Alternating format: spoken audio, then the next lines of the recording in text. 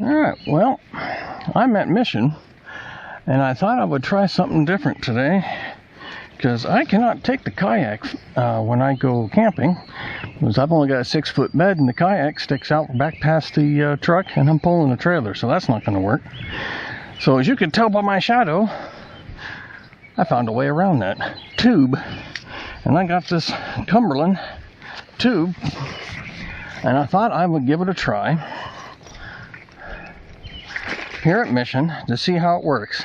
Now, I've been tube fishing before, many years ago, probably 98, 99, something like that, when I lived in Newburgh. And I wasn't too impressed because, well, pretty inexpensive tube, but as a rookie, it did okay. But what I wasn't impressed with was the water.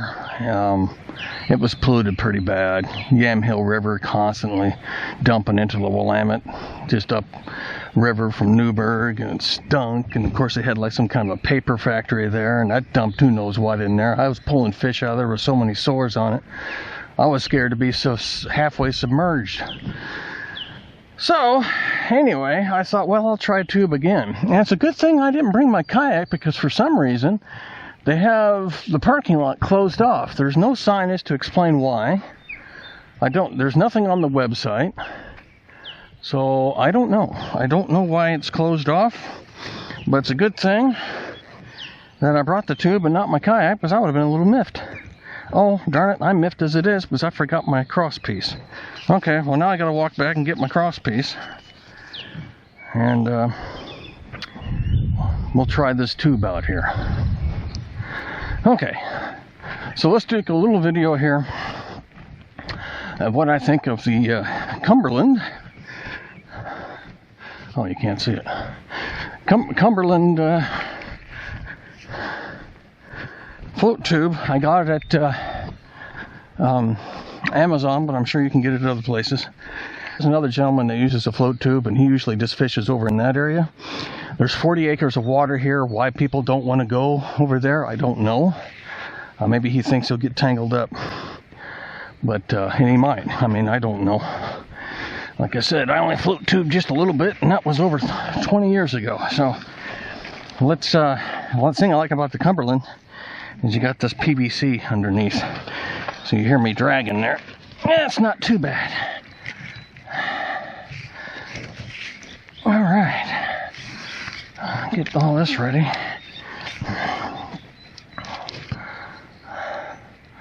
And we'll get out on the water and test out the Cumberland float tube.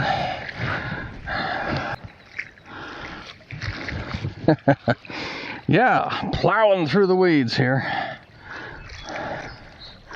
I got some pretty big flippers on.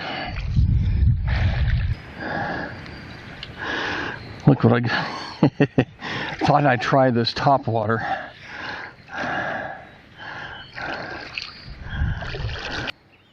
Now granted, the seat's above the water a bit, but don't let that fool you. You're still going to get a wet butt. So, and I'm pretty sure I won't have to tell you that, but just in case you need to be told, you think that just because the seat's above the surface, you're not going to get a wet butt. Wrong. You are.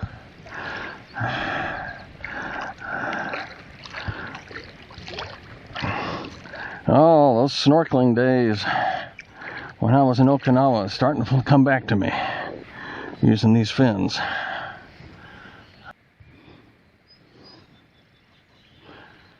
I don't know if you could see the action on this, but it looks pretty good.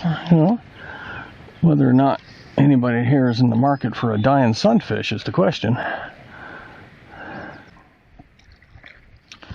Well, it's almost 10 in the morning. Topwater's probably too late now.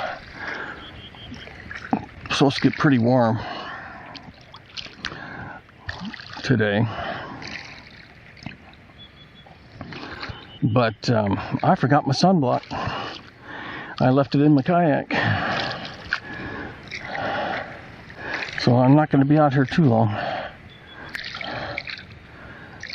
What the Cumberland's nice. You know, once I got this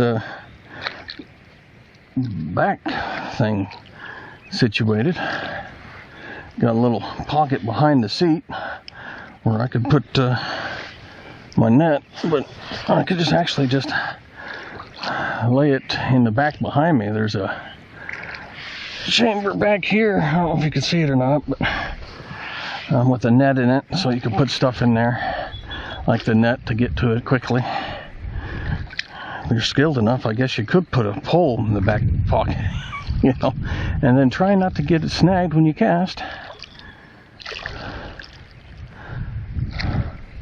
But I'm gonna travel into the weeds and see if it's feasible with these big fins.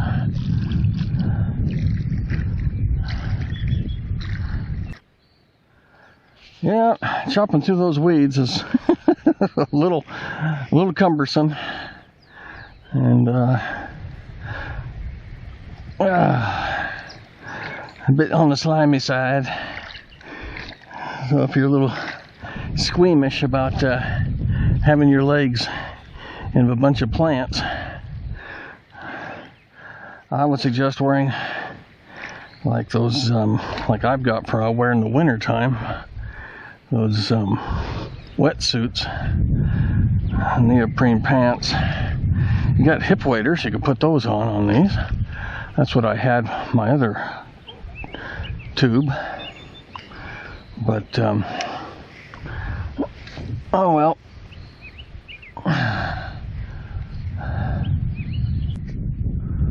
Trying to find my path to get over. That's an open area there. So I'm gonna try and get over there and see if I can mow through.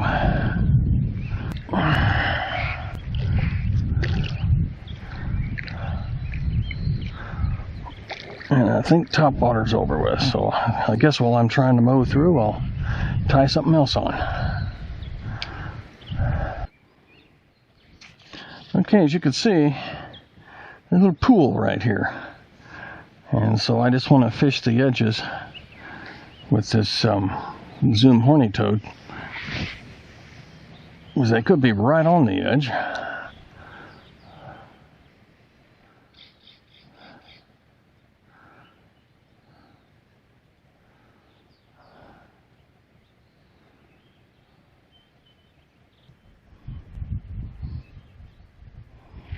Okay, I just saw a topwater pop. So it tells me that they are already staging in this little soup pockets. It's like it's brown, and then you see some green in the middle, all that brown. That's what I call like a little soup bowl. And I've noticed fishing here that they like being in that kind of a situation at certain times of the day and certain parts of the year. They like being where it's kind of a brown, and in a dead center, it just looks like there's just a thick mat on top. But they're in there. Well, like I said, I just saw one pop on something that landed on the surface. So let's see if I can get them to do it here.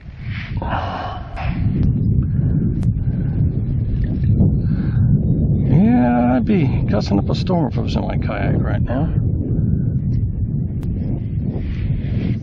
Because the wind will just blow my kayak completely out of position. At least with this I can stay.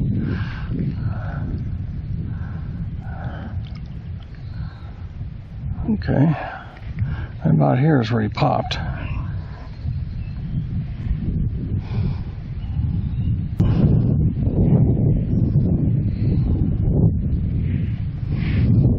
Of course, I've caught a bullfrog doing this on more than one occasion.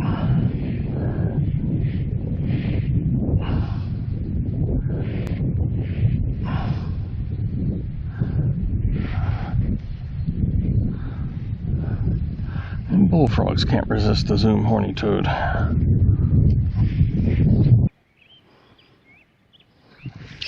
There we go. Oh, he lost it. I lost it. I lost it. Well, the hook didn't even come out. I didn't have him hooked. He just hung on to it.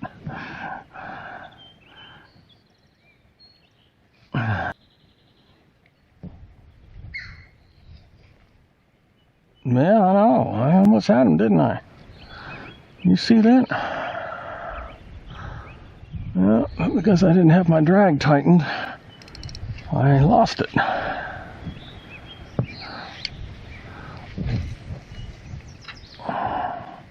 Let's see if he's back or if somebody else is in the area.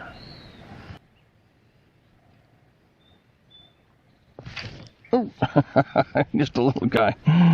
Just a little guy.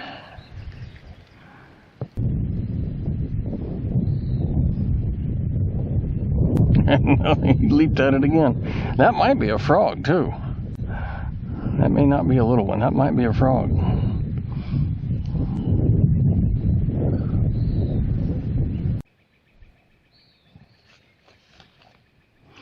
Well, I switched to a Cinco as I couldn't go where I wanted to go. It is just too thick. So I'm back out here in the open. But I can't be out here much longer because I didn't bring my sunblock and I'm going to be burning pretty bad. So the Cumberland, what I don't like is this apron they got going on here. I mean, it's just floppy. And you can't tighten it up. You know, I don't like that. I don't know if I can like give it a turn, maybe, and then maybe I'll tighten up. And see, even the width is just not. It's not so much the length; it's the width. The width is just too big. You know, it's got to be way out here. So, Cumberland, if you're watching this, fix it. Too big, too wide. You need to cut that off. That's unacceptable. I'm going to have to think of some way I'm going to do it. I don't know how. But anyway, other than that, the Cumberland's nice. A lot. It's really nice. And it's really nice to come out here when it's windy because I don't get blown all over the place. So I gotta get going here. I'm getting burned. I totally forgot my sunblock. And the big fins are definitely a plus. I'm getting around, especially crashing through that stuff. But it just eventually gets too thick and I just don't have the leg strength anymore. But I'm going to finish it up here. Okay, well, my overall, let me put it down. Overall assessment about the Cumberland tube. I like it. The fact that it has these backpack straps. And that I can just strap that to my back and carry it. I do like that. But the big turnoff, and I mean it's a big one, is this absolutely, completely useless apron. It is too wide. It will not tighten up on the waist. It just flops there. I like putting lures there, not while I'm fishing, but while I'm changing over. And I can't trust that this will drop my lure in the water because, you have to have it way out in order to tighten it out, and there's just no Velcro. They just need to trim that off and put this Velcro here so you can have it nice and tight across your waist.